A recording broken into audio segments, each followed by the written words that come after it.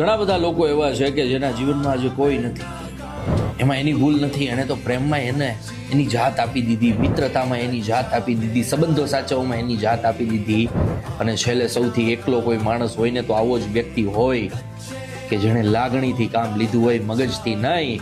એને પ્રેમ પણ નિભાવ્યો હોય, દોસ્તી પણ નિભાવી હોય, સંબંધો પણ નિભાવ્યા હોય, પણ છેલ્લે આવા લોકો સાથે જ કોઈ ઊભું ના રહે. શું કામ ખબર છે? કારણ કે તમે લાગણી લઈને ગયા હતા, લાગણી પીરસવા ગયા હતા. કદાચ સ્વાર્થ પીરસવા ગયા હોત તો ક્યારેય તમારાથી કોઈ દૂર થાત જ નહીં.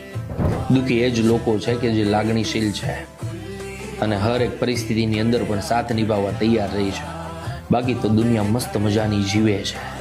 તો હવે અહીંયાથી કોઈ માટે દુઃખી થવાનું થતું નથી.